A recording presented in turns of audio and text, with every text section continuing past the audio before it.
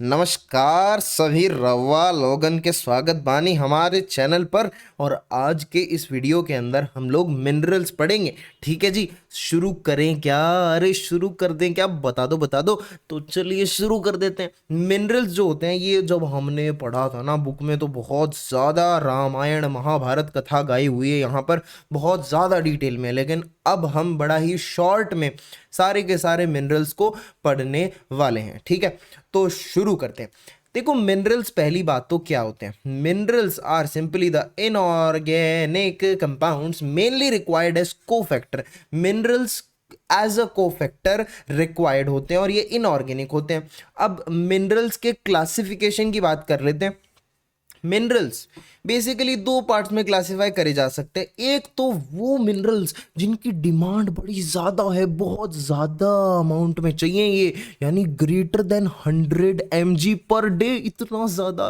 और एक वो वाले मिनरल्स हैं जो कि बड़े कम चाहिए, less than 100 mg per day. तो देखो, ये जो ग्रेटर देन 100 mg है, जो रिक्वायर्ड है, these are known as macro minerals, है ना। ये मैक्रो मिनरल्स की कैटेगरी में आते हैं, ज़्यादा रिक्वायर्ड है, मेजर एलिमेंट्स हैं। ठीक है, और ये वाले ट्रेस बेचारे थोड़े से चाहिए होते हैं, ट्रेस एलिमेंट्स या फिर माइक्रो मिनरल्स इनको हम कहते हैं। ठीक है, ट्रेस मिनरल्स भी कह सकते हैं। अब इनके एग्जाम्पल्स देखते हैं। अब देखो, मैक्रो मिनरल्स के अंडर हम लोग पढ़ने वाले हैं कैल्शियम को डिटेल में। ठीक है, और हम लोग पढ़ने वाले हैं यहाँ पर, देखो, कैल्शियम, फॉस्फोरस, सोडियम, पोटेशियम और क्लोरीन। ठीक है, अब देखो, ये सोडियम पोटेशियम क्लोरीन है, ये लोग तो हम इलेक्ट्रोलाइट बैलेंस जब पढ़ते हैं, या नो पोटेंशियल्स वगैरह पढ़ते हैं, तो ये तो बहुत जगह हम लोग पढ़ लेते हैं। ये लोग इलेक्ट्रोलाइट बैलेंस में हमारे काम आते हैं। ठीक है, और अगर तुम बात करोगे इस मैग्नीशियम की, तो मैग्नीशियम जहाँ जहाँ एटीपी हमने देखा है ना, एटीपी इन्वॉल्व है जिस स्टेप के अंदर, वहाँ पर मैग्नीशियम काम आता है ना। कार्बोक्सीलेजेस में, काइनेजेस में यहाँ पर मैग्नीशियम काम आता है। सल्फर, इसका क्या है? अरे ये सल्फर कंटेनिंग अमाइनो एसिड्स के अंदर हम लोग पढ़ते हैं इसको, है ना, पढ़ाया था मैंने, वीडियो खोल के देखना। अमाइनो एसिड्स में, प्रोटीन वाले यूनिट के अंदर। तो भाई ये सारे के सारे मैक्रो मिनरल्स हैं, और इसमें हम लोग सिर्फ और सिर्फ कैल्शियम को डिटेल में पढ़ेंगे। ठीक है, और उसके बाद में यहाँ पर माइक्रो मिनरल्स के अंदर है ना, ये है iron, fluorine, copper, cobalt, chromium, manganese, molybdenum, zinc, iodine, selenium. ठीक है, तो इसमें इन माइक्रो मिनरल्स के अंदर जो इंपॉर्टेंट है ना, जहां से क्वेश्चंस आते हैं, that is Fe and Cu। तो आयरन और कॉपर को हम लोग डिटेल में पढ़ने जा रहे हैं। ठीक है, और थोड़ा थोड़ा डिटेल्स हम लोग देखेंगे फ्लोरीन के बारे में, क्रोमियम के बारे में, सेलेनियम और जिंक के बारे में। ठीक है, बाकी देखो, आयोडीन जो है, आयोडीन के बारे में आप मोटा मोटा जानते हो कि ये थायराइड हार्मोन T3 T4 वहाँ पर ये इन्वॉल्व होता है, आयोडीन काम आता है। ठीक है, और ये जो मैंगनीज है, आपको पता है, जो माइटोकॉन्ड्रियल सुपर ऑक्साइड डिसम्यूटेज है ना, SOD, वहाँ पर को फैक्टर की तरह काम करता है ना। मिनरल्स को फैक्टर की तरह तो काम आते हैं। ठीक है, molybdenum xanthine oxidase, sulphide oxidase यहाँ पर काम आते हैं। ठीक है, तो ये इनके ये मोटे मोटे हमने यूजेस देख लिए। अब हम लोग शुरू करते हैं सबसे पहले कैल्शियम की डिटेल्स। तो कैल्शियम को ज़रा एक बार शुरू करते हैं, कैल्शियम की डिटेल्स हम लोग पढ़ते हैं। कैल्शियम कहाँ प्रेजेंट होता है? मेनली बोन्स में और टीथ के अंदर, है ना। ये मेजर यहाँ पर कैल्शियम प्रेजेंट होता है। इसके अलावा अगर मैं सोर्सेज की बात करूं कि कहाँ से आता है कैल्शियम, मेजर सोर्सेज क्या है कैल्शियम के? वो है मिल्क, इसके साथ साथ एग्स, मच्छी, फिश, मीट एक्सेट्रा, यहाँ से हमें मिलता है। अच्छा, कैल्शियम मिल तो गया, लेकिन उसका एब्जॉर्प्शन जो होता है ना अपनी बॉडी में, वो होता है कहाँ पर? ड्यूडेनम में। कहाँ होता है? ड्यूडेनम में होता है उसका एब्जॉर्प्शन। और पता है तुम्हें? नहीं पता? देखो मैं बता देता हूं, यहां पर विटामिन डी और एक प्रोटीन होता है, कार्बाइंडिन प्रोटीन। क्या नाम है? Calbindin protein. तो विटामिन डी और कार्बाइंडिन प्रोटीन है, they are required for the absorption of calcium. कैसे रिक्वायर्ड होते हैं देखते हैं, मैकेनिज्म ऑफ कैल्शियम एब्जॉर्प्शन। ध्यान से देखिए अपनी स्क्रीन पर, देखिए मैकेनिज्म ऑफ कैल्शियम एब्जॉर्प्शन के अंदर सबसे पहले मैंने एक बड़ा सा डब्बा, डब्बे के अंदर एक छोटा डब्बा, छोटे के डब्बे के अंदर बहुत सारे शब्द। देखिए इधर जनाब ये है ब्लड वाली साइड, ये है ल्यूमिनल साइड, यहां पर कैल्शियम एब्जॉर्ब हुआ हुआ है, कैल्शियम पड़ा है यहां पर। और ब्लड में है विटामिन डी पड़ा हुआ। अब क्या होगा, ये ग्रीन वाली जो है ये इंटेस्टिनल सेल है। क्या है? इंटेस्टिनल सेल है। अब क्या होने वाला है, हमें क्या पता क्या होने वाला है, तू बता। बता रहा हूं भाई, इत्मीनान रखिए। विटामिन डी ब्लड से इस इंटेस्टिनल सेल में जाएगा, ठीक है।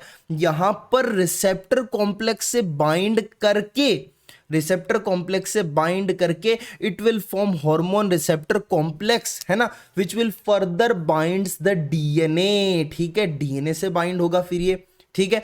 और डीएनए से बाइंड होकर के, भाई इसके रिसेप्टर्स न्यूक्लियस में प्रेजेंट होंगे तभी तो डीएनए से बाइंड करेगा, ठीक है। डीएनए से बाइंड करके सिंथेसाइज करेगा एक प्रोटीन कमांड देकर के, जिसका नाम है काल्बाइंडिन प्रोटीन, ठीक है। तो ये जो काल्बाइंडिन प्रोटीन है, क्या है भाई? काल्बाइंडिन जो प्रोटीन है हमारे पास, एक सेकेंड, कार्बाइंडिन प्रोटीन होता है या काल्बाइंडिन प्रोटीन होता है? I am confused, you must check एक बार। तो कार्बाइंडिन प्रोटीन जो है यहाँ पर काल्बाइंडिन होता है, आई एम सॉरी, कार नहीं होता, वहाँ पे मैं कार सोच रहा था तो मैंने कार लिख दिया, इट्स काल्बाइंडिन प्रोटीन। तो ये काल्बाइंडिन प्रोटीन का सिंथेसिस होता है, ठीक है। अब काल्बाइंडिन प्रोटीन जो होगा ये यहाँ से कैल्शियम को उठाएगा ल्यूमिनल साइड से और यहां पर ले आएगा इंटेस्टिनल सेल में, ड्यूडेनम में, ठीक है। तो इसी तरीके से कैल्शियम का एब्जॉर्प्शन हो गया। क्या क्या चीजों ने हेल्प करी? विटामिन डी और काल्बाइंडिन प्रोटीन ने हेल्प करी, ठीक है जी। ओके ओके, ये कंफ्यूजन था थोड़ा सा ना, मेरे से गलती हो गई थी काल्बाइंडिन वाली। नेक्स्ट आगे बढ़ते हैं। What are the factors that favour calcium absorption? तो फैक्टर्स कौन से हैं जो फेवर करते हैं कैल्शियम एब्जॉर्प्शन को? सबसे पहले विटामिन डी फैक्टर है भाई, पीटीएच है, पैराथायरॉइड हार्मोन है जी। पीटीएच क्यों है? देखो पीटीएच एक्टिवेट करता है 1 अल्फा हाइड्रोक्सीलेज को, and this 1 alpha hydroxylase is required in the vitamin D synthesis. तो विटामिन डी सिंथेसिस होगा, तो विटामिन डी सिंथेसिस होगा, कैल्शियम का सिंथेसिस भी, कैल्शियम का एब्जॉर्प्शन भी बढ़ेगा, ठीक है। एसिडिटी होना, it is the favourable condition for calcium absorption.